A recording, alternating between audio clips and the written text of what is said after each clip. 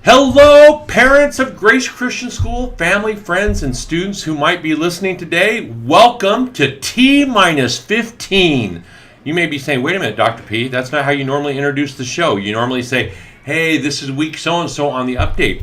We're not doing that anymore. We're forward lookers, and we only have 15 weeks left of school. Can you believe that? There's only 15 weeks left. That is pretty darn amazing. We have done a lot of great things the last few months, and we are on the downhill slide to finish out this school year strong. And we have a ton of things that we're going to share with you today. Some exciting news that we're going to be sharing with you today so that we finish the school year stronger than the way that we started it. And we have just been so excited with all the great things that have been happening around here on campus.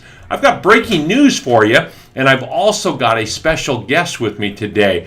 And our breaking news is we are going to be doing Race for Grace on March 12th, 2021. It's going to look a little bit differently than what we're used to for Race for Grace. I'm going to go over that. But I want to introduce my good friend, last year's t-shirt winner, and my special guest, John Menendez. John, welcome to the show. How are you doing? Good. Good. So John's here, and John wants to show you something. John, what do you got? What you bring to show us? I brought my t-shirt that I drew last year. Look at this, guys. This is the winning t-shirt from last year. John, this is great. Thanks. And then on the back, if you look on the back of his t-shirt, it was all the different corporate sponsors and everything like this. Last year was a close competition, but John won. So, John, tell the other students out there and parents about what you did and how you entered your shirt.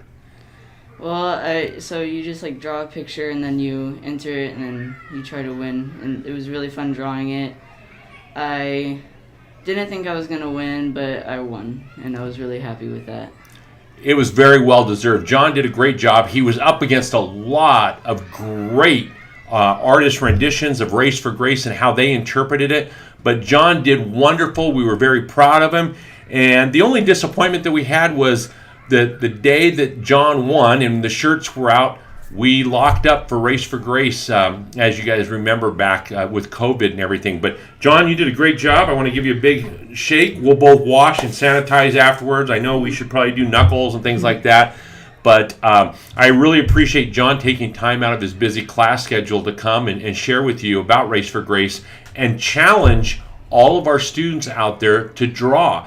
You know, you never know who's going to win. It could be a first grader. It could be an eighth grader. And the great part is just being a part of the participation of doing this. We recognize the first place, second place, and third place winners. And here's what's going on. Those flyers to enter are going home today and tomorrow. You should have them emailed to you by tomorrow. And turn-in date, mark this down, they have to be turned into the office by February 12th. John, you hit your turn-in time, didn't you? Yep. Yep, he did, and that's why he was qualified. And then on February 16th is a big day. And I'm going to tell you about something else that we're doing on February 16th, that's the day the students come and vote. How do they vote? Tell us about the voting process. So there's tables in the NPR room, and they're all lined up, and all the drawings on them, and there's numbers by them, and then everyone has a pencil and a piece of paper. They go by all the drawings, they choose which one they like, and then at the end, they put it inside of a box to see who wins. But you can't vote for yourself. You can vote for yourself. You can? Yeah, why not? This is America. You should vote for yourself. I would. It's good sport. I'd always vote for myself. Unless you thought somebody did a better job, then yeah, absolutely. If you felt there was a better shirt, you could vote for that. But yeah, we're pretty open on that. But anyway, so the voting is on February 16th, and that's a special day.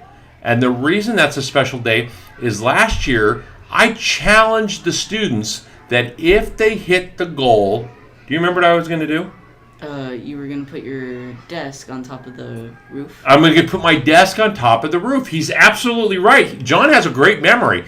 So on February 16th, I'm going to put my desk on top of the roof. It's going to be right outside the breezeway of the office. So people walking up to the office will be able to see me, and people eating lunch will be able to see me. And I will be serving lunch for some students, and John will be up on the roof with me on that day at lunchtime. He doesn't know that, but he's going to be having lunch with me and some other students that we've selected, and we'll be having lunch on top of the roof along with me doing the rest of my work. Well, John, thank you so much for being on the show today. I really appreciate it. I got some other things to share with our parents and our loved ones who are watching, but give John a big round of applause. Give him some thumbs up if you're watching. John appreciates all the support. So anyway, on February 17th is the day that we will be revealing who won on the drawings. So that is going to be a big day. Oh, let's see here. Someone said congratulations, and you got some big smiley faces and everything like that. So John really appreciates it. So February 17th is going to be the big reveal. Now, what's going to look different about Race for Grace? Unfortunately, we're still in the middle of a pandemic, and there still are restrictions in place by a number of different organizations. Another thumbs up and hands clapping for you. You got two big things. John, you're doing great. Here are the things that are going to look different. Oh, wait a minute. Who's this lady? Sean Menendez says, wash your hands. I know. I got to wash my hands. I can do you one better. Hand me that bottle right there. Okay. See it? This? No, that one. So we're going to do something even better here. I'm going to go back a screen, and here's John. Look what I have with me. Very, very handy here. I'm just going to open this up, put a little squirt on my hand right here. John can have some too. This is hand sanitizer. I've sanitized my hands, and this is sanitizer that smells really good. This was donated to us by one of our parents here at school, a few cases of this. So anyway, we have just sanitized our hands. I'll sanitize my face so everything I say is fresh. But anyway, John and I are both fully disinfected now. But here are some of the things that are going to look different about Race for Grace this year. Number one, our preschool is going to be participating, but they're going to be doing a trike and scooter-thon.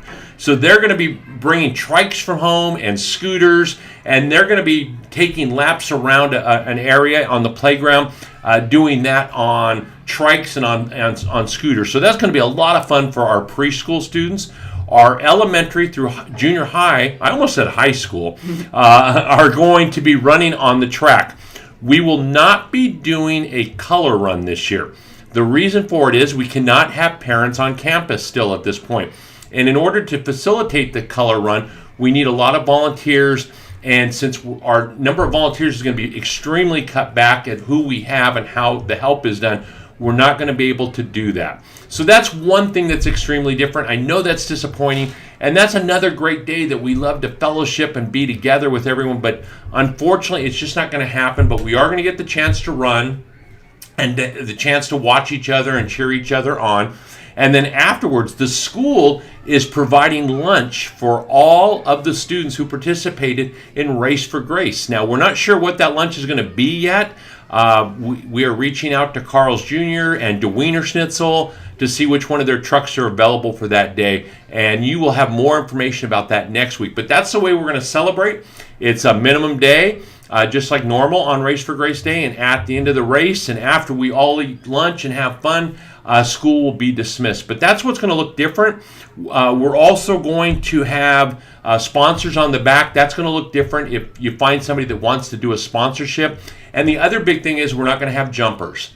And that's a real heartache, but the jumpers take a lot of parent support and parent volunteers to help supervise those, and we just can't do that with what we're doing. And so it's going to look different, but we're going to have a lot of fun. That's going to be a great day. We've talked to some students, and they thought that would be, it's fun just to get a chance to go out there. And it is going to be a bubble run. So we are going to have bubbles because the bubbles are facilitated by machines, and it doesn't take any extra work. The next thing I want to talk to you about is February 26th. Mark your calendars. I want to be in pictures. I want to be a star. Anyway, let's see. So excited. Preschool is able to participate.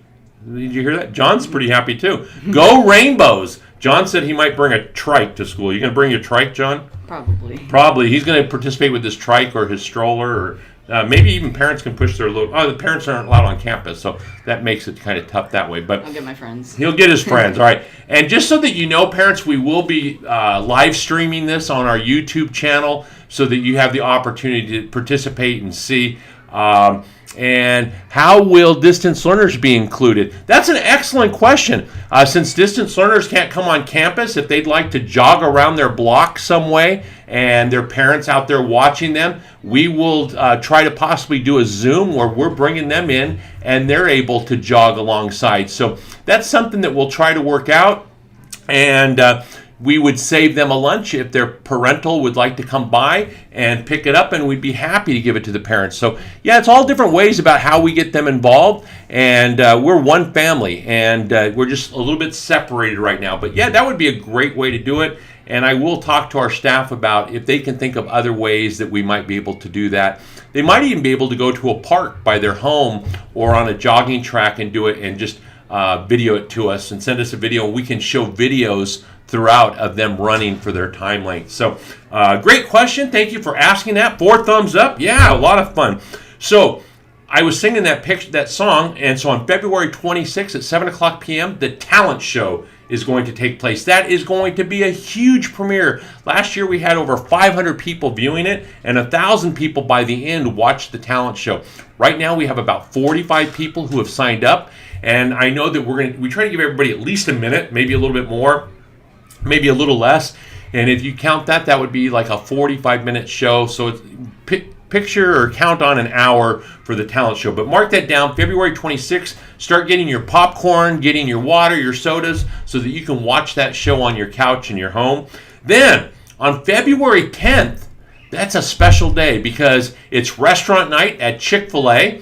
And many of you love Chick-fil-A, and it's also Spirit Day. Spirit Day is the day that we have Costco pizza, and we get to do something, and it's PJ Day. Because nighttime is the right time to fight crime, and we can wear our PJs. You ever heard that? No. No. You don't watch PJ Masks? My brother Eli did. His brother Eli in 3rd grade watches PJ Masks. I hope he just didn't sell him out on my show. And he doesn't want the other third graders knowing he watches PJ Masks. Hey, I watch PJ Masks, okay? And I think it's pretty good. Owlette, thumbs up for Owlette or Gecko. I like Gecko a lot. Anyway, parents are going, what are they rambling on about? But it's Spirit Day. It's Pajama Day on February 10th. So mark that in your calendars now, parents, so your kids can wear appropriate pajamas to school. And also to take a little bit of a load off of you, you can go out to eat at Chick-fil-A. The flyers will be going out, and you're also helping our school. Camp Oasis is underway. There's a link in the description below to being able to register for Camp Oasis. We had a wonderful camp last year, and it's easy to register this year online. We have 2 different landing pages, one for new families and one for returning families, that you're able to go in and update all of your information. It's supposed to be clapping hands. Your mom, I think, sent us a sad face or crying. Oh. But anyway, let's see here. So Camp Oasis is underway. It's always a great time. Miss Gasser does amazing things there. It's always a lot of fun. She brings in special guests throughout the year, throughout the summer with teachers and different events that we do. And she is the best at adapting and making sure that kids have a great time. So sign up for summer camp if you want your kids to do something. Camp Oasis is the place to be in summer. The next thing is giving back. We're a school that always gives back. We provide things for our first responders. We do things for people that are less fortunate, such as picnic baskets or Easter baskets. And one thing that we're going to do this year, since so many families have been affected by different things, we are working with the City of Hope to have a blood drive, to host a blood drive here on campus. The blood drive will take place in our multi-purpose room. We will be practicing the utmost in safety procedures for all of our students, and the people at the blood drive will never come in contact with our students or be on our campus. It will be completely sealed off, where they'll be in the NPR room using separate restrooms. And it's our chance to be able to help the City of Hope give back to cancer patients who need blood transfusions, and blood donations are extremely down right now. Also, it's going to give us the opportunity to help other people who might have had COVID, and they'll be able to get blood from people who have antibodies also. So we're told by the City of Hope that would be a big blessing for them. And I know that we're a very giving school, and a very giving community. And hosting the City of Hope Blood Drive is one way that we're going to be able to give back to so many different families who we may never meet and know the difference that we made by giving a pint of blood to them. So that's coming up. We will give you more information on that date. Education Pays is well underway. I know today was Condoleezza Rice, and we've had 2 winners so far. And I encourage you, if you're in the upper grades, 4th through 8th, to continue to put those essays in. We talked to a mom recently who said, well, how come the first graders didn't get to participate? And it was very well thought out. We'd like everyone to, but the whole point of Education Pays is being able to utilize research skills that students have learned starting in 4th grade to be able to go onto Google and to be able to research a person. We do not want to assign anything extra for our parents to have to do.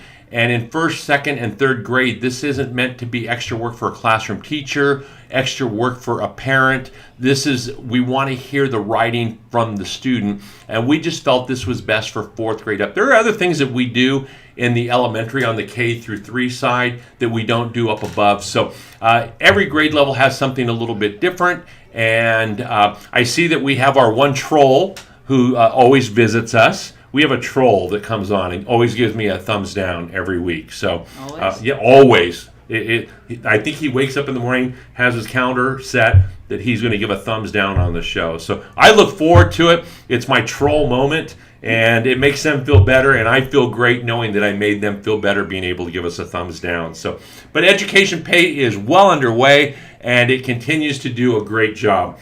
Can you believe Orange County is doing a great job with COVID? If they're able to drop only 30 more people per 100,000, we will be back in the red zone. And the red zone means indoor dining can start back up, and that puts us that much closer to being in the orange zone, which will allow a lot of other facilities to reopen.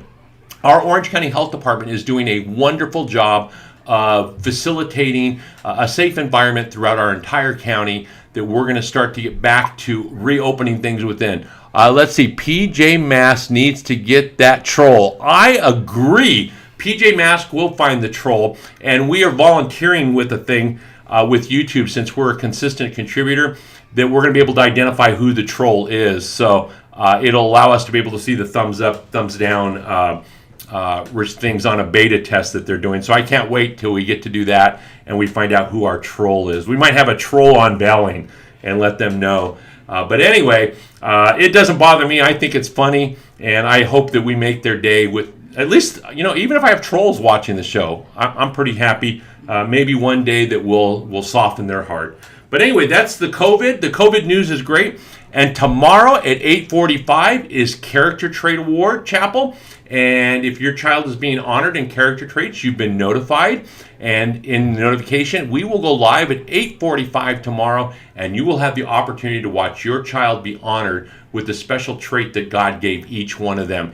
And we can't wait for tomorrow. Also, there are a few students and one staff member who is being honored by the city of Los Angeles for some things that they did last year to help the community. And we're going to do that at the beginning of Character Trait. And those parents have been reached out to. We also reached out to the parent of the staff member to have them watching. So that pretty much wraps everything up. My guest today was John Menendez. John, do you have anything you want to say in closing to everybody? I don't know. He doesn't know. I caught him by surprise. He wants to tell everyone, make sure you turn in your t-shirt contest, because you can't win if you don't enter, right? Yeah. So absolutely. So parents, I can't thank you enough for tuning in. We had a great viewership today. T minus 15, there are only 15 weeks left of school. We did it. Distance learning families, you did it. At home, at school, everybody is making it through this year. Enrollment looks strong for next year. And we are just so blessed to be able to partner with you in educating tomorrow's leaders. Parents, hope you have a great day. Look at our website if you missed anything here, or you can play back this video at any time. If you're not a subscriber, go ahead and click that subscribe button. And if you want to be notified when we go live, hit the ring bell and it'll immediately notify you. Thanks again, parents, for watching. I hope you have a blessed day.